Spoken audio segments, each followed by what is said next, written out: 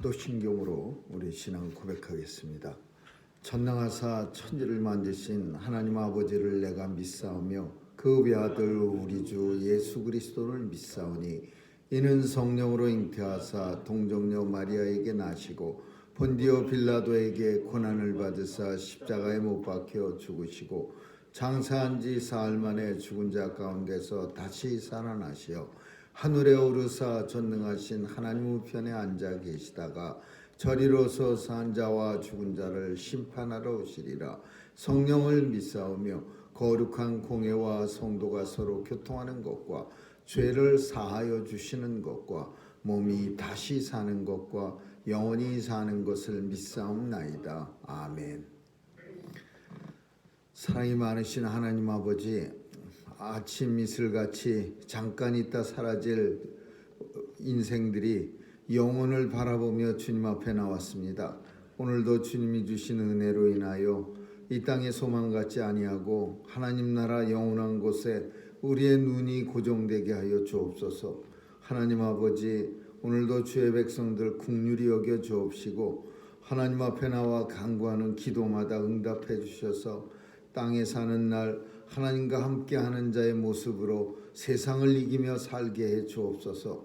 형통한 모습으로 하나님을 증거하며 하나님의 약속의 백성임을 온 세상에 드러나는 삶 살 수 있도록 주여 축복해 주옵소서. 하나님, 오늘도 우리 중에 아픈 자가 있습니다. 하나님 도와주셔서 치유해 주시고 하나님의 놀라운 기적을 체험하는 은혜의 시간으로 삼아 주옵소서. 하나님께서 도와주셔서 인생의 어려움 다 물러가게 도와주시고 오히려 그 아픔이 하나님 만나는 더 은혜의 시간으로 변화시켜 주옵소서. 하나님, 오늘도 이 미국을 축복해 주시고 청교도에게 주신 언약들이 다시 한번 실행되는 놀라운 하나님의 나라 되게 해 주옵소서. 미국을 통해서 온 땅끝까지 복음과 함께 주님의 사랑과 은혜가 증거되어져서 온 세계가 함께 하나님을 찬양하고 기뻐하는 그날 되게 해 주옵소서. 오늘도 주의 백성들 어디서 무엇하든지 지켜주시고 서 있는 자리가 성전됨을 잃지 않게 하여 주옵소서. 하나님의 은혜와 오늘도 함께 온종일 주님을 찬양하며 하나님 앞에 영광 돌리기를 약속드리오며 예수님의 이름으로 기도합니다. 아멘. 우리 찬양 211장 부르시겠습니다. 찬양 211장입니다.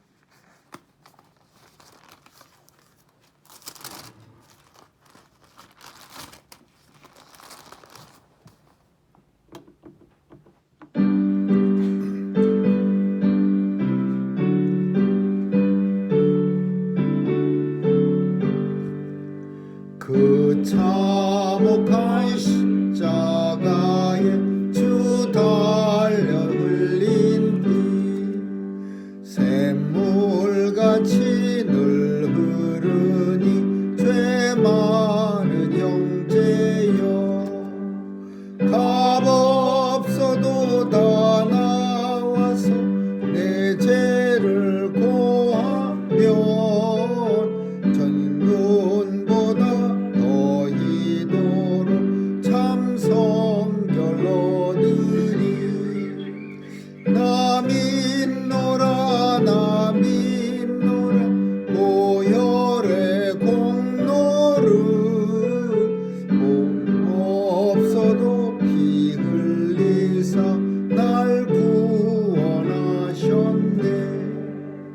그 흉악한 한강도는 제 죄를 깨달아 죄 없으신 주 예수를 구주로 믿었네.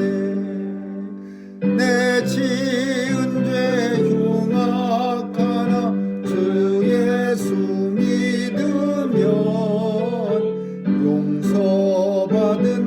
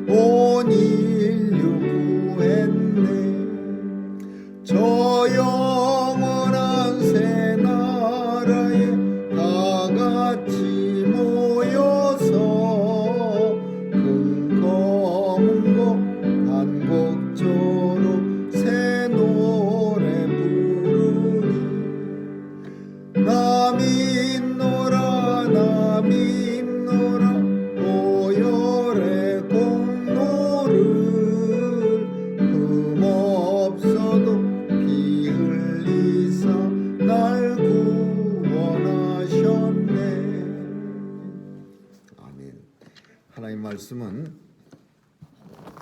열왕기 하서 25장 1절에서 12절까지 한 절씩 교대로 읽습니다. 열왕기 하서 25장 1절에서 12절입니다. 시드기야 9년 10월 10일에 바벨론 왕 느부갓네살이 그 모든 군대를 거느리고 예루살렘을 치러 올라와서 진을 치고 사면으로 도성을 쌓으며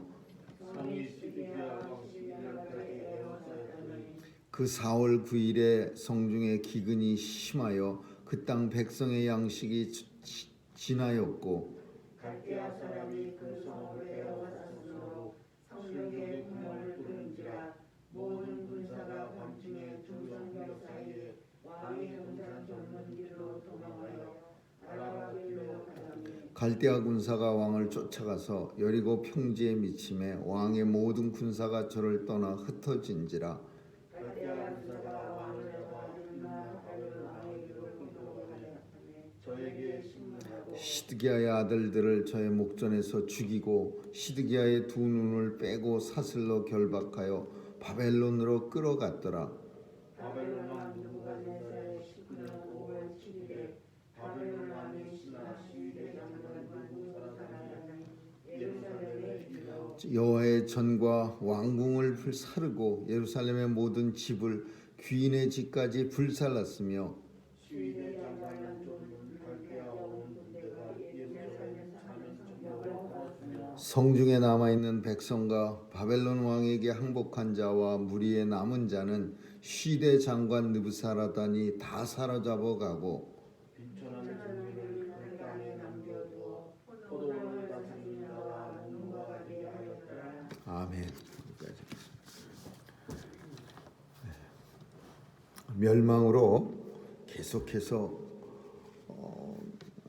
아주 멸망당하기를 마치 고대하는 사람들처럼 유다는 아주 몸부림을 쳤습니다. 우리가 계속해서 열왕기 하서를 이렇게 마지막 몇 장을 살피면서 참 안타깝게도 제발 좀 멸망시켜 주십시오라고 소원하는 사람처럼 그렇게 유다 왕국은 아주 멸망을 향해서 다름박질을 칩니다. 이 북이스라엘이 멸망당한 지 136년이 됩니다. 이스라엘이 멸망한 지 BC 722년에 북이스라엘이 멸망당했고 남유다는 BC 586년에 멸망당합니다. 그래서 136년 만에 완전하게 북쪽 남쪽이 다 멸망당하는데 참 안타깝게도 하나님께서 은혜를 주셔서 벌써 진즉에 이 북쪽이 멸망당할 때 남쪽도 뭐 훌륭해서 남겨두신 게 아니라 좀 정신 차리라고 남겨두셨는데 그 북쪽 멸망당하는 걸 보면서도 남쪽은 손톱만큼도 뭐 변한 게 없습니다. 변하는 게 없을 뿐더러 오히려 더 참 하나님을 멀리하고 악랄하게 그냥 므낫세 같은 왕이 나타나갖고서 아주 하나님의 관계되는 건 씨를 말려버리는 그리고 우상으로 가득하게 그렇게 나라를 갖다가 만들어가는 그런 끔찍한 일이 일어납니다. 그래서 참 읽으면서 참 유다가 멸망하기 전에 몇 장을 우리가 읽으면 참 이렇게 하면 안 되는데 이제 멸망당할 텐데 안타까운 그런 마음이 들 정도로 유다는 정신을 차리지 못하고 결국은 시드기야 왕 9년에 바벨론에게 멸망합니다. 바벨론에게 멸망당하는 것도 뭐 어쩔 수 없었다 이런 표현이 아니라 하나님은 선지자들 통해서 예레미야 선지자를 보내갖고 특별하게 엄청 외칩니다. 바벨론한테 멸망당할 거니까 바벨론을 갖다가 좀 웬만하면 바벨론하고 무릎을 꿇고 굽신거려 갖고서 좀 화친을 맺으면 적어도 멸망은 면하리라 이렇게 예레미야가 눈물의 선지자가 된 것은 두 가지 이유야. 하나는 멸망당할 것을 선포했고, 두 가지는 바벨론하고 친해지라고 선포했어요. 근데 이 두 개가 다 유다 민족이 받아들이지 않는 거예요. 바벨론 같은 나라를 우리가 어떻게 그런 나라하고 친하냐 이거야.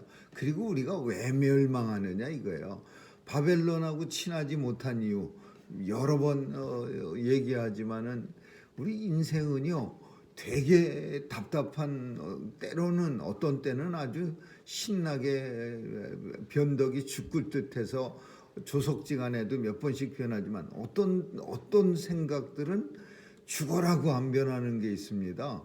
그 역사 속에서 살피면은 마치 명청 시대에 그저 명나라가 종이 호랑이가 되고 청나라가 막 기세가 등등한 나라가 대륙을 중국을 점령하고 그렇게 커지어가는데도 불구하고 조선 시대는 죽고 살기로 명나라와 대위 명분을 따져서 명나라를 친해져야 합니다. 그러면서 청나라를 무시하고 그랬다가 침략을 여러 번 당하는 그런 어리석은 일처럼 이 유다는 그런 역사와 비슷하게 어디를 갖다가 열심히 섬겼냐면 애굽을 열심히 섬기는 거예요. 애굽을.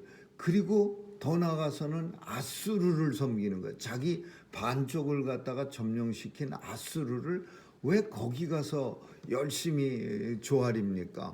선지자가 새로운 신흥 국가인 바벨론에게 무릎하고 항복하시면 그러면은 그래도 멸망은 당하지 않는다고 그렇게 말하는데도 바벨론하고는 끝까지 손을 안 잡고 무릎도 꿇지 않습니다. 그러다 결국은 유다가 586년에 BC 586년에 아주 완전히 망합니다. 망해도 아주 어마어마하게 망합니다. 이 바벨론이 웬만하면 살려두려고 그랬어요. 왜냐하면은 굳이 큰 나라가 바벨론 같은 큰 뭐 아수르도 멸망시켰지, 애굽도 갈그미스 전쟁에서 바로가 손 바짝 들이고 항복한다 그러고 우리는 조공 바친다 그랬지. 그러니까 굳이 이 큰 바벨론이 새끼 손톱만큼 조그만 유다를 갖다가 군대를 끌고 가갖고서 굳이 그걸 함락시킬 이유가 없는 거예요. 조공만 잘 바치면 그냥 조공이나 받아먹고 그저 바벨론 군사 300명을 그 시드기야 왕 때 궁궐 옆에다가 이렇게 뒀어요. 이 군사가 뭐 대단한 거 하는 게 아니라 조공 주면은 조공 가지고 호송해서 바벨론에다 옮겨주는 사람들이야. 뭐 치안을 담당하거나 그런 것도 아니야. 근데 이 시드기야는 독립운동한다고 애굽한테다가 줄을 대고서는 애굽 사람들한테 우리가 위험해지면 좀 도와주시는 거죠. 애굽도 지금 멸망당한 주제에 뭘 도와줍니까? 그런데 그 300명이라는 바벨론 군사를 갖다가 이 독립운동하겠다고 시드기야와 함께 있었던 시드기야가 주동적으로 한 건 아니지만은 그 독립 외치는 사람들이 그 바벨론 군사를 다 때려 죽였어요.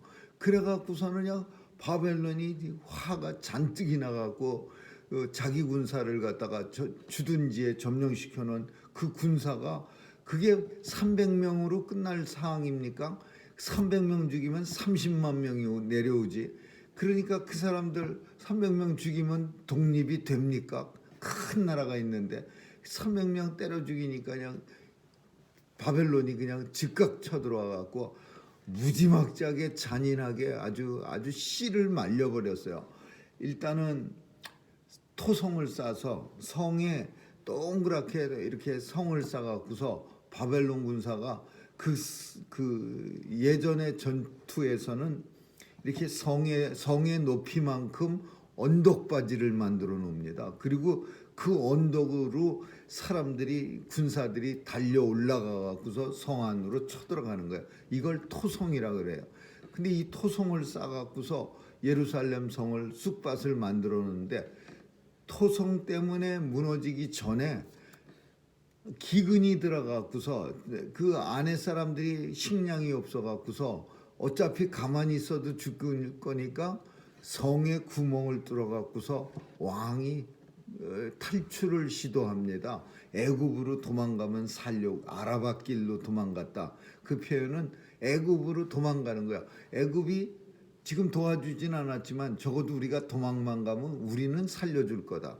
그렇게 해갖고서 바벨론 군사 300명 죽이고서 그리고는 견디다 못 견디고 식량이 없어지니까 멀쩡한 날씨에도 식량이 없을 텐데 기근까지 드니 식량이 더 없죠. 그러니까 성에다가 굶어 죽지 않으려고 구멍 뚫어서 군사들 호위대하고서 시드기야 왕이 구멍으로 도망 나왔는데 이게 들통이 나갖고 발각이 돼갖고서 바벨론 군사가 쫓아와갖고서 다 잡혀버리는 거야. 아라바 광야에서. 그래갖고서는 끔찍한 일. 군사들 호위무사들은 그래도 목숨을 걸고 항전을 해야 되는 사람들인데 왕을 지키는 군사가 이거 다 도망가 버려요. 갈대아 군사가 이제 점점 가까이 오니까 왕 팽개치고 왕의 행렬은 원래 늦습니다. 왕은 뭐 가마도 타야 되고 뭐 그냥 천천히 걸어가니까 군사들이 왕의 행렬하고 같이 보조를 맞출 수가 없는 거예요. 그냥 다 뿔뿔이 도망가 버리는 거야. 왕 혼자 댕그러니 남았다가 왕의 식구들하고 그 왕족들만 남았다가 이 바벨론에 잡혀갖고서 끔찍한 오늘 얘기는 첫 번째는 왕의 아들 시드기야 왕의 아들들이 있었는데 9명이었었답니다. 아들들이 전부 그 왕 보는 앞에서 시드기야 왕이 이렇게 쳐다보게끔 만들어 놓고 그리고 그 왕 아들들을 꼭대기서부터 하나씩 다 칼로 목을 잘라 죽였어요. 그러니 이게 차라리 내가 죽는 게 낫지 내가 보는 앞에서 내 아들들이 죽어가는 모습을 본다는 거는요. 이건 세상에서 당하는 최고의 끔찍한 일이에요. 내 식구들이 내 눈앞에서 적에게 죽임을 당한다. 이거는 차라리 내가 일찍 죽고 아들들이 죽으면은 차라리 그건 편한 건데 나는 살려놓고 어린 아들들을 차례로 하나씩 죽인다. 이거는 죽이는 데 의미가 있는 게 아니라 네가 나를 배반해. 너 한번 고통을 한번 끔찍한 고통을 당해봐. 이래서 죽인 거예요. 눈앞에서 그 아들들을 9명이나. 그리고 나서는 이제 아마 몸부림치는 시드기야 왕을 누나를 빼버립니다. 근데 제가 이 본문을 읽으면서 그 누나는 차라리 빼는 게 낫죠. 그 아들의 죽음을 본 누나리 붙어 있으면은 더 괴로울 거예요. 차라리 그 끔찍한 모습을 본 누나는 빠져나가는 게 더 편한 거예요. 그래서 시드기 왕의 눈을 갖다가 이 바벨론 군사들이 빼버리고 그리고는 그 시드기야 왕은 그렇게 놓고 죽이면 될 텐데 살려줘요. 끝까지 바벨론으로 끌고 가고 감옥에 있다가 죽어갑니다. 끝까지 아주 끔찍한 일을 저지른 거예요. 바벨론 군사가 얼마나 화가 났으면 이렇게 했겠어요. 두 번째로는 솔로몬 성전을 아주 씨도 아주 터도 없이 다 망가뜨려 버려요. 불질러 버려요. 그냥 그 솔로몬 성전 엄청 잘 질렀는데 이걸 갖다가 아주 그냥 완전히 박살을 내버려. 그리고 예루살렘 성전을 갖다가 다 허물어 버려요. 그냥 다시는 뭐 건축도 못하게 아주 땅바닥까지 다 허물어 버리고 그리고 살만한 집들 고관 대작의 집 번쩍번쩍하고 으리으리한 집들은 하나도 남김없이 다 불질러 버려. 왜 이렇게까지 비참하게 파괴시켰느냐? 물론 화가 많이 나서 배반에 대한 어떤 보복, 니네들이 어떻게 그렇게 살려줬으면 여호야kim, 여호야긴, 시드기야 3대 왕을 갖다 세워놓고 그냥 명맥을 유지시켜 준 거예요. 조공만 바치면 우린 굳이 너희를 멸망시킬 이유가 없다 이거예요. 근데 이 유다가요, 우리는 바벨론의 그 복종은 못하겠다. 이래 갖고서는 그 주둔군 300명 정도를 주둔해 걸 싹 죽이고서는 독립운동을 한 거예요. 애굽을 믿고, 종이호랑이 애굽을 믿고, 애굽도 바벨론한테 항복한 상태예요. 그 갈그미스 전쟁에서 애굽 군사 10만이 죽었어요. 그리고 나서 더 안 싸우고 항복, 우리는 조공만 바치겠습니다. 그래갖고서는 항복한 사이인데, 그런 항복한 애굽이 이제 뭐 역사 속에서 나타나진 않지만 애굽이 큰 소리 쳤겠지요. 우리가 뭐 비록 항복은 했지만 우리가 전략상 후퇴한 거지, 우리는 아직도 군사도 있고 뭐, 그러니까 애굽을 믿은 거예요. 그래갖고서는 애굽이 위급할 때, 성을 둘러싸고 있을 때 도와주러 오지를 않았어요. 그러니까 이제 계산이 잘못된 거구나 그렇게 생각하고, 근데 때는 늦은 거죠. 모든 예루살렘이 싹 망해버렸어요. 성전도 불타 없어지고, 성벽도 허물어지고, 고관 대작들의 예루살렘 성 안에 있는 좋은 집들은 다 무서.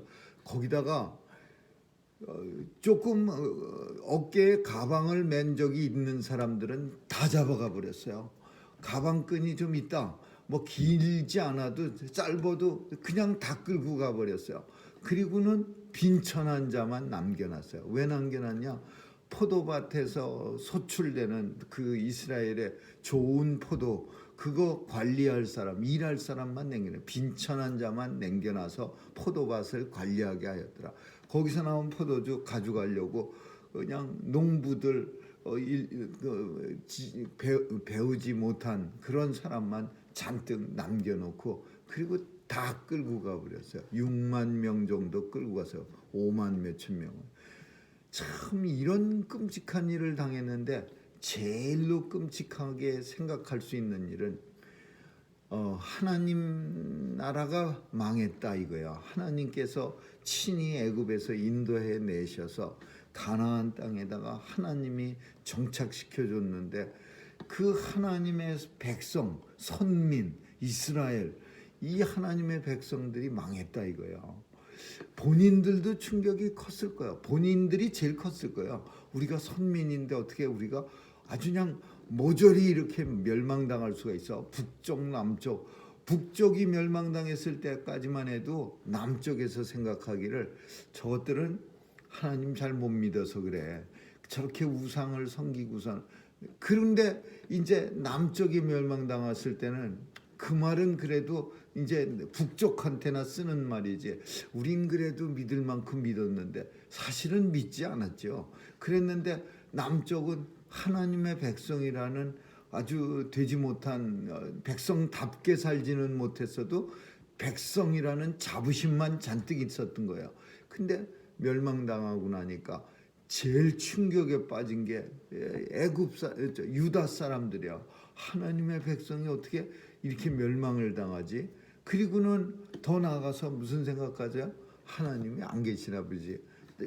딴 나라 신들은 쌩쌩한데 우리가 멸망한 거 보면 하나님은 죽으셨다 이거예요. 하나님 없어졌다 이거예요. 그동안 죽은 하나님이야. 사실 많은 역사를 통해서 하나님께서 기적을 베풀어 주시고 이스라엘을 그 땅에다가 옮겨 놓으시니까 하나님이신데, 자기네들이 잘못해갖고서 멸망당해 놓고 하나님은 죽으셨다, 하나님은 안 계시다, 이런 생각이 이스라엘 백성들에게 만연되기 시작하는 거예요. 이제 신앙의 망조가 들기 시작하네, 멸망당하면서. 그리고 이제 주변 국가들은 이 하나님 설이 맨날 입만 마르고 닳도록 하더니 아주 제대로 멸망하네. 주변 나라는 에돔, 무슨 모압 이런 나라는요 멸망을 안 시켰어요. 이것들이 바벨론이 굳이 멸망시킬 이유가 없는 거예요. 왜냐하면 조공 잘 바치고 바짝 그냥 손을 싹싹 불이 나도록 빌어대면서 사는데, 바벨론 같은 나라가 많은 모압, 암몬, 에돔 이런 나라를 굳이 공격할 이유가 없죠. 그냥 분봉왕이라도 만약에 자기들끼리 안 하면은 바벨론은 분봉왕 세우는 거야. 분봉왕. 로마 시대 때처럼 분봉왕 헤롯을 세우듯이 대신 섭정할 사람을 그 나라 사람 중에서 최고로 자기한테 충성할 사람 하나를 세워서 조공을 거둬 바치게 하는 일을 해야 되는 거예요.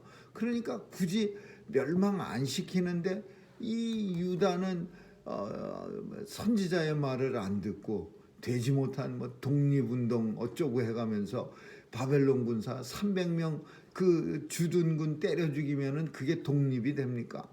그 말도 안 되는 운동하다가 이렇게 비참하게 멸망을 당한 거예요. 물론 모든 것은 하나님이 하셨습니다. 하나님께서 하나님 백성이라도 그래서 여기서부터는 이제 하나님의 백성의 개념이 달라지기 시작하는 거예요. 뭐가 달라지느냐? 더 이상 피지컬리 이 아브라함의 자손이 하나님의 백성이 아니에요.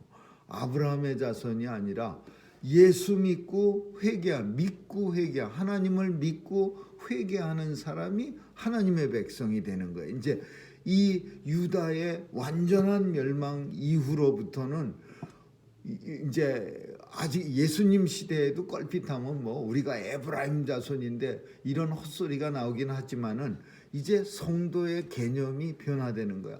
하나님을 잘 믿고 그리고 회개하는 사람, 영적인 자녀로서의 선민의식이 이제 변화되는 거예요. 오늘 이 멸망, 특별히 유다의 멸망은 성도들에게 있어서 그냥 성도라고 해서 멸망 안 당하느냐? 아니죠. 유다도 선민이고 성도였어요. 그래도 멸망 당하는 거야. 그러니까 어떤 사람이 그럼 멸망 안 당하느냐? 하나님을 잘 섬기고 그리고 하나님 앞에 죄를 고백하고 용서받고 회개하는 영적인 하나님의 백성이 하나님의 진짜 선민이고 그가 하나님으로부터 멸망당하지 않는다. 만약에 하나님의 백성이 멸망당하면 어떤 고통을 당하느냐? 유다가 받은 고통을 당한다 이거예요. 죽임당하고 죽임도 아주 그냥 무지막지한 자녀들을 눈앞에서 죽임당하는 그런 끔찍한 일들을 겪을 수 있고 성전, 하나님의 성전이 회파되고 성벽이 허물어지고 백성들이 빈천한 자만 남겨놓고 다 끌려가는 이 세트야. 이 종합 세트가 이게 얼마나 무시무시한 세트입니까? 하나님의 백성도 하나님 앞에 멸망당할 수 있고 멸망의 날에 겪게 될 고통은 바로 유다가 바벨론에게 멸망당했을 때 겪었던 그 고통이 하나님의 백성이라고 허튼 소리만 하다가 멸망당할 때 만나게 되는 그런 고통이다. 우리는 유다의 멸망을 통해서 잘 생각해야 합니다.